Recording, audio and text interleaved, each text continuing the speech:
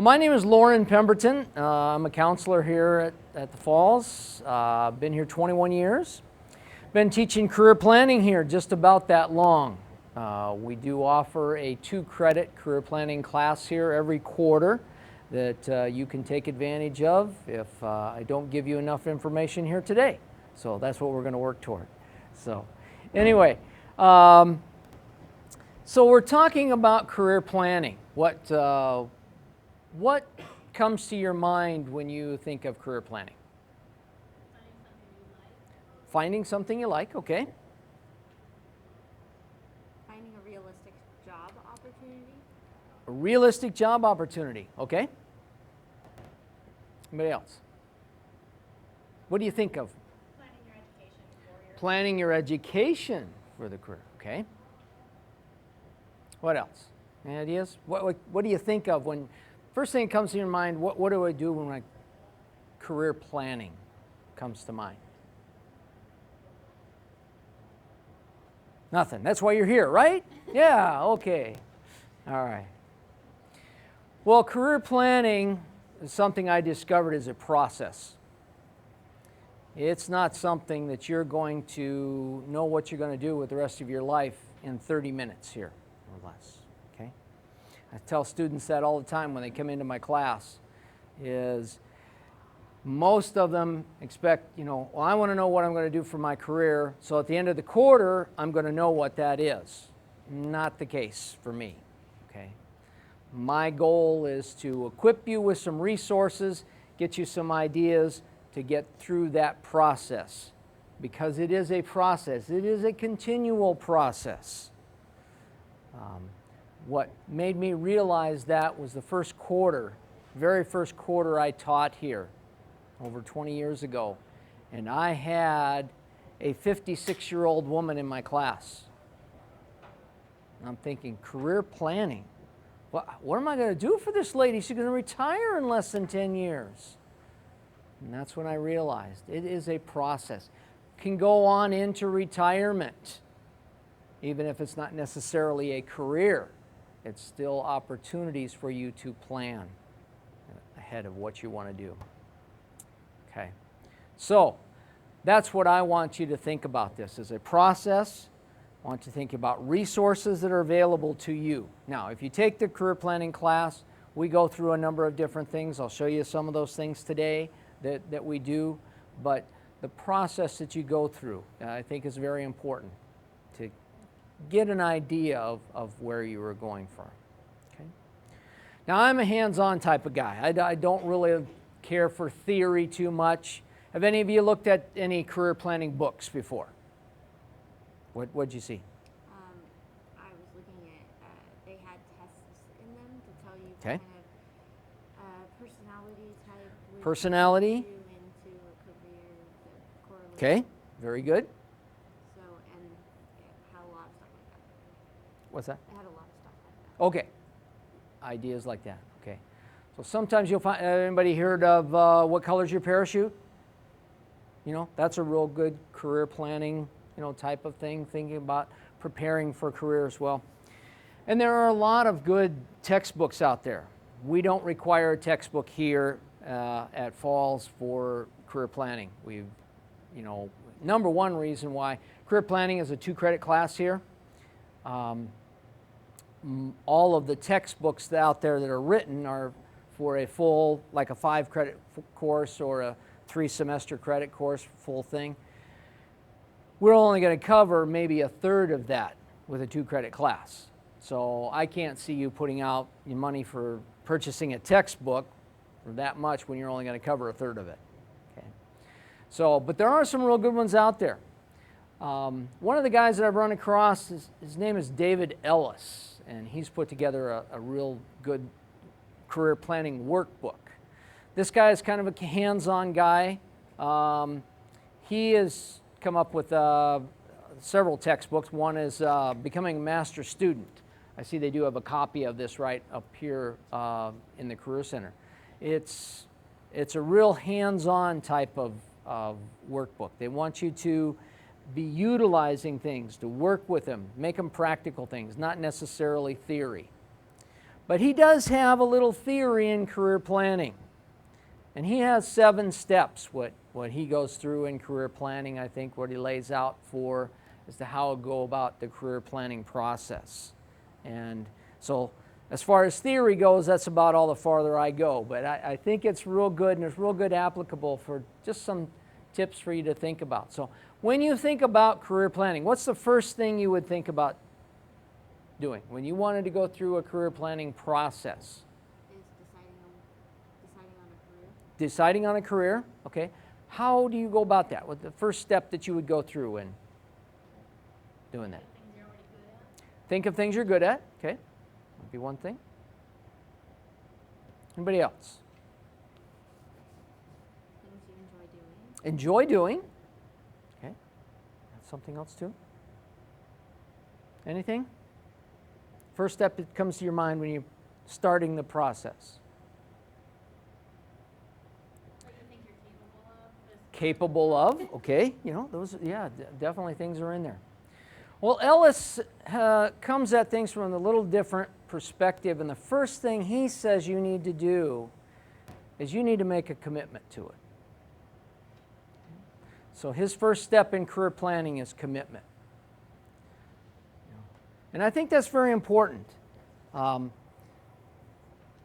lot of times you look at students, and I see them here, and I ask them, why are you going to college? I see some snickers here. What's a common response? Anybody? Why are you going to college? Because my mom and dad said so. Because my mom and dad said so. Exactly. Yeah. My grandpa gave me the money. You know. My neighbor went, so should I, right? My boyfriend's here. Here am I. You know. Not real good reasons for going to college, okay? And Ellis says the same thing about career planning. He says, if it doesn't come from in here, inside you, he says, you're not going to go anywhere. You have to be the one to make the commitment. When somebody else tells you to plan for your career, is it for you? No, you're doing it for them. You know, so I want you to think about that. Is this something I want to do? And when you make that commitment, you're going to follow through with it. So that's real important. He says, make that commitment. Okay? Second step in career planning. He says to dream. Has anyone ever told you that there's a career that you couldn't go into? I see some smiles, yeah. Why? Why couldn't you go into that career? Lack of skills. Okay. Anything else? No. Do you not have any ability to develop those skills? Of course you do. Ellis says, you can do anything you want to. Anybody here not very good at math? Yeah? Few of you? You ever told you couldn't go into a career because of math? Yeah, probably. What do you think we have math classes for? To teach you there. Ellis says you can do anything you want to do. If you don't have those particular skills that you're thinking about, you can develop them. If that's what's coming out of here, you're going to do it. Why? What was the first thing? You made a commitment. Okay? When you make that commitment, it comes from inside of you. That's going to be the driver. It's going to get you going where you want to go. Okay? So, dream. Open that up. When I was in high school, I could have never thought about being a nurse. Why not?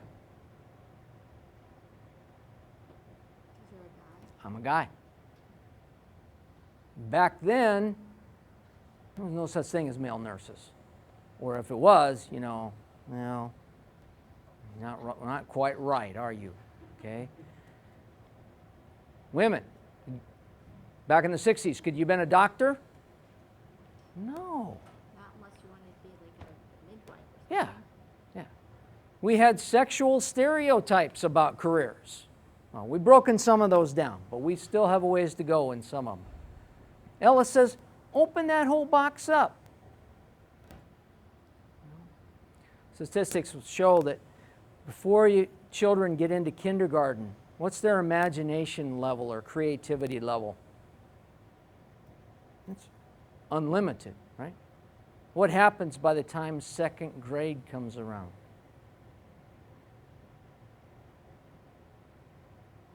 You got put into a box, didn't you? Ellis says, forget that box. Open everything up. If you want to do it, go for it. Okay? So open up everything. Next step, he says, take a look at yourself. Who are you? Where have you come from? What are your values? Who's influenced you? Parents, neighbors, teachers, pastor, relatives? What kind of values have you developed? The occupation you go into has a lot to do with what you value. Take a look at that. First requirement in my career planning class, write an autobiography. Take a look at who you are and that stratosphere that you've come out of. Okay? It's important. You need to know where you're going if you take a look at your past, where you've come from. So take a look at yourself and where you are, some of your skills, that type of thing. What's out there for you. Next, then, take a look at those careers. What are the occupations out there? How might I fit into that? Okay. How do we do that? Somebody mentioned personality inventories. You know, we've got it. If you take a career planning class here, we'll take a look at your personality. We'll go through and do a little inventory of your personality, along with your skills and your interests, and blend that all together and take a look at those careers that kind of match up with where you are at. Okay? So, take a look at yourself, take a look at those careers, see what's there. Okay? All right. Next step says you got a plan. How many of you are planners in here? Okay? Good. What do you do if you're not a planner? Well, sometimes you find other people do the planning for you. Exactly. Find a planner. Marry one like I did. Okay? Get somebody to help you. Okay? What do you do after you have the plan? What's that? Follow through with it. Action. How many actors do we have in here? Okay? A few actors. What do you do if you're not an actor? Find somebody that can help you follow through with that. Know what your strengths are, know what your weaknesses are. Any procrastinators in here also? Okay, yeah. I had an instructor my junior year in college tell me something that stuck with me and hurt as a procrastinator, but it was very true and it had a lot of influence. He said, if you fail to plan, you plan to fail. Okay. That's hard for a procrastinator to listen to, but you got to realize that. So, find somebody that can help you plan. Find somebody that can help you follow through. Set the plan, got to do the follow through. Okay? All right. Commit, dream, look at yourself, look at the work, plan, act and follow through. Are we done? Oh no, you have to find a job. find a job. Ellis says the last one is what? Celebrate, he says. What do you celebrate? If you didn't find a job, what do you celebrate? Nothing. I'd be mad. Come on, get it turned around. Did you go through a process? Yeah, you went through the process. Okay. And if you don't have the career, what do? Go back up. Okay. Do you need to look at your commitment? Hopefully not, but maybe. You need to go back and look at your skills. Do you need to go back and look at that plan? The action? Whatever. You got a process. Go back and take a look at it, because now you've got resources to go to. Okay? All right. So, theory. Done with theory. Now you want to put your hands on some resources. WorkforceExplore.com. It's a really good resource put out by the Washington Labor Bureau, and has some excellent resources for you on there. You can click through, even some assessments to go through. So Workforce Explorer is a resource. The other one is, here it comes, slow but sure, thank you, is Voice. Anybody in here done Voice before? Okay. Come out of District 81, you probably did Voice. WOIS, Washington Occupational Info System. Voice.org, O-R-G. Okay? You have to get access into this site, but I'm going to give you the access into the site. So if you go to WOIS.org, okay, right over here, there will be a little box and it'll say Site Key. Okay? And this is your site key to get into the Voice website. You put in the letters APU 246. So APU 246. And then you click on Use Voice. Okay? You'll be able to use that site key for a year until next August. So once you get into this, you can do the Use Voice. You can click on the assessments here, and you'll see there are some assessments. Your career interest areas, interest profiler, skills assessment, workplace important locator. Okay? All these in here you will go through, take you through a bunch of questions. You'll answer all those questions. At the end, it will say, Save to my profile. Okay? You can take all those assessments, save them to your portfolio. Actually, it's your portfolio. And this will come up. You will need to create a user ID and password, and make sure you write that down so that you get back into it. But then all of your assessment things will go into that portfolio. And they will come up with a list of groupings of career areas that you can get into, that look at, that would be based upon those things that you did, your assessment, your values, your skills, and your workforce importance locator. Okay? Maybe you already know what you want to go into. Okay? You can click on the occupations. Go down here, find an occupation.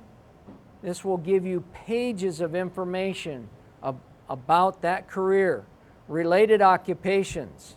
But somebody in an earlier session said, I have a job that I like to do, but I'm bored with it.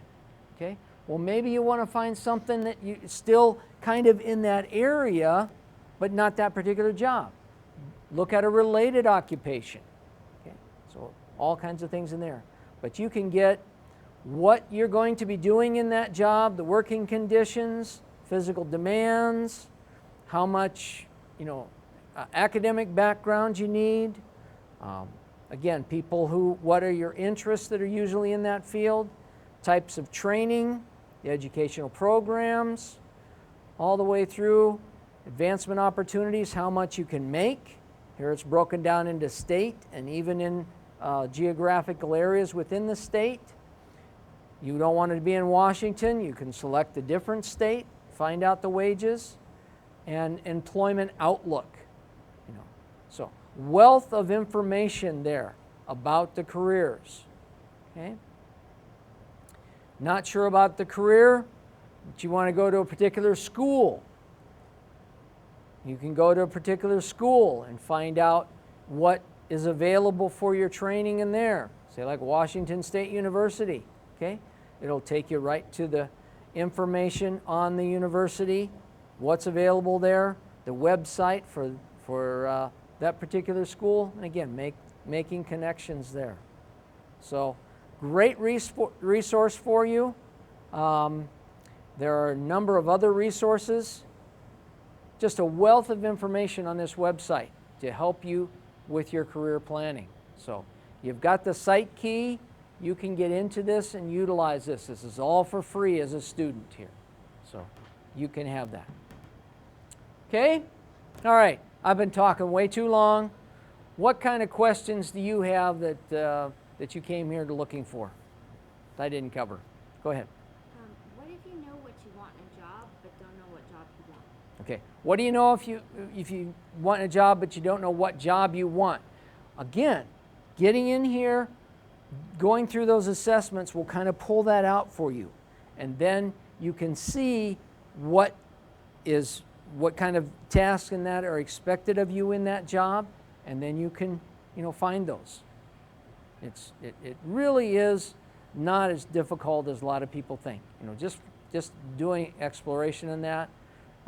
You can narrow it down real easily, and if the other thing is, you can, and again, if you want to take a career planning class here, the other instrument that we use is the Strong and the Myers-Briggs. And the Myers-Briggs is your personality. You mentioned something about personality. Our Myers-Briggs type indicator, that when you get down and identify what your personality type is, and personality type really is tied to careers. And there are careers that have been identified for certain personality types. So going through and taking that Myers-Briggs inventory can really help you with that career-wise also. And what was the other one? The Strong. The Strong is basically an interest inventory also. It's a little bit more in depth.